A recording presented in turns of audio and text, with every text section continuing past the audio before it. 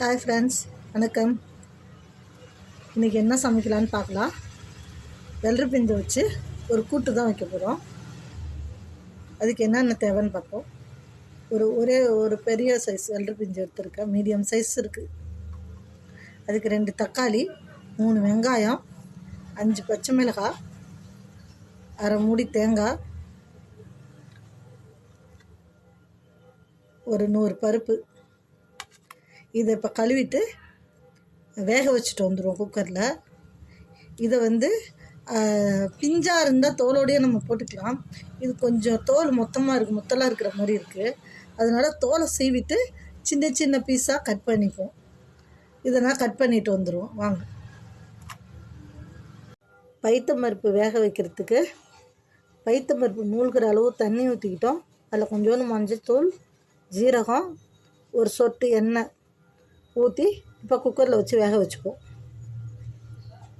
இப்போ வெள்ளரி பிஞ்சு கூட்டுக்கு நம்ம பைத்தம்பருப்பு குக்கரில் வச்சு வேக வச்சுக்கிட்டோம். இங்கே பாருங்கள், வெந்துருச்சு. இப்போ எடுத்துக்கலாம் வாங்க. வச்சுக்கிட்டோங்க. வானில் வச்சு 2 ஸ்பூன் எண்ணெய் ஊற்றிக்கிறோம்.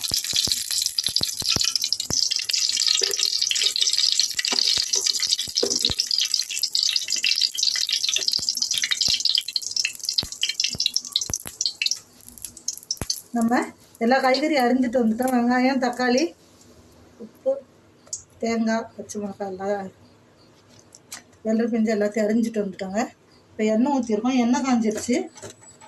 சீரகம் ஃபஸ்ட்டுக்கு போடுவோம்ல ஜீரகம், அந்த ஜீரகம் இதை போட்டு அது பொரிஞ்சு வரும்போதே வெங்காயத்தை போட்டு விட்டுருங்க. ரொம்ப தீய விட்டுறக்கூடாது.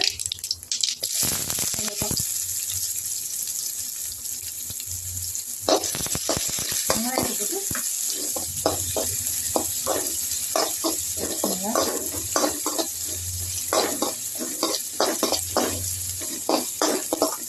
ரொம்ப வரணும்னு அவசியம் இல்லை. கொஞ்சம் லைட்டாக கண்ணாடி பதம் வந்தால் போதும்.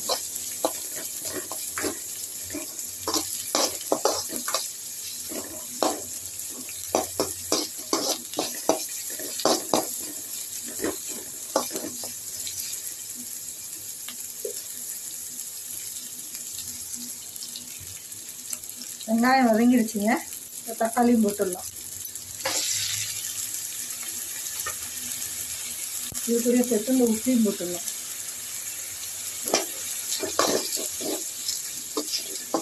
நல்லா தக்காளி சொருமுட்டுங்க. அதுக்காட்டி நம்ம இந்த தேங்காவை அரைச்சிட்டு வந்துடுவோம். தேங்காவை போட்டு கொஞ்சமாக ஜீரகம் போடணும். இந்த பச்சை மிளகாவை போட்டு அரைச்சிட்டு வந்துடலாங்க. 5 பச்சை மிளகாய் போட்டுக்க, அதை போட்டு அரைச்சிட்டு வந்துடுவோம். இந்த தக்காளி வதங்க காட்டியும் இப்போ நம்ம தேங்காய், பச்சை மிளகா, ஜீரகம் வச்சு அரைச்சிட்டு வந்துட்டோங்க. கொஞ்சம் குறப்பாகவே அரைக்கிறோம், ரொம்ப நைஸாக வேண்டியதில்லை. தக்காளி வதங்கிடுச்சுங்க. இப்போ நம்ம இந்த வெள்ளரி பிஞ்சையும் போட்டுப்போம். சின்ன சின்னதாக நறுக்கி வச்சுருக்க வெள்ளரி பிஞ்சையும் போட்டுப்போம்.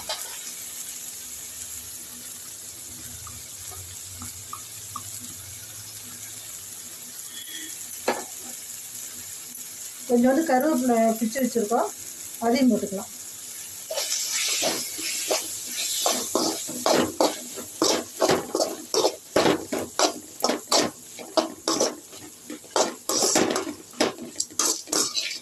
இது வேகிறதுக்கு ரொம்ப நாளே ஆகாது. நறுக்குன்னு இருந்தாலே நல்லா தான் இருக்கும். அதனால் இதில் இப்போ நம்ம வேக வச்ச பருப்பை கொஞ்சமாக சேர்த்துக்குங்க. லாஸ்ட்டாக கொஞ்சம் சேர்த்துக்கலாம்.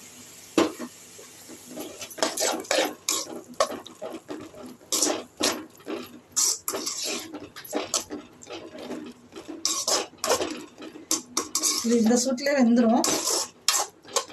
தனியாக இது வேகிறதுக்குன்னு டைம் இருக்காது. அப்படியே இல்லைன்னா கூட அரை வேக்காடு இருந்தாலும் நல்லா தான் இருக்கும். நம்ம இப்போ இந்த பச்சை மிளகா தேங்காய் வச்சு அரைச்சோம்ல, அதையும் போட்டுக்கலாங்க. போட்டு எல்லாம் ஒன்றாவே கொதிக்கலாம். ரொம்ப நேரம் கொதிக்கக்கூடாது. இப்போ இந்த மிக்ஸி ஜாரையும் கொஞ்சம் தண்ணி ஊற்றி கழுவி ஊற்றிடலாம். மிக்ஸி ஜாரையும் கழுவி தண்ணி ஊற்றிட்டோம். இதுலேயே வெந்துருங்க. அவ்வளோதான். காரம் மிளகாத்தூள்னா தேவையில்லை. ஆனால் 5 பச்சை மிளகாவே போதுங்க, அதுவே காரமாக தான் இருக்கும். இது நல்லா கொதி வரட்டும். இப்போ நல்லா கொதி வந்துக்கிட்டு இருக்கு. அந்த சமயத்தில் இந்த மீதி வச்சுருக்க பருப்பையும் இதில் போட்டுருவோம்.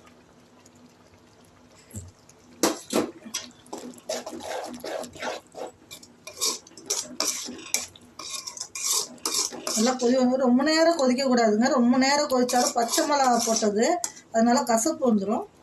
நம்ம போட்டு ஒரு அளவு டைம், நமக்கு வேகிற டைம் தெரியுமில்ல, அந்த அளவு ஒரு 5 நிமிஷம்னு வச்சிங்களேன். நல்லா கொதி வந்தால் நிறுத்திடலாம். இது பாருங்க, வெள்ளரி பிஞ்சு வெந்துருச்சு. வெள்ளரி பிஞ்சு வெந்துருச்சு, நல்லா கொதி வந்துருச்சு.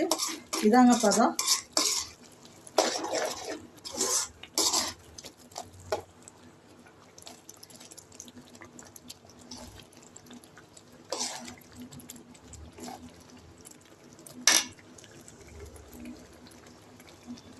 இந்த மாதிரி செஞ்சு சாப்பிட்டு பாருங்கள். சாதம், தோசை எல்லாத்துக்குமே நல்லாயிருக்கும். செஞ்சு சாப்பிட்டு பாருங்கள். நன்றிம்மா மக்களே.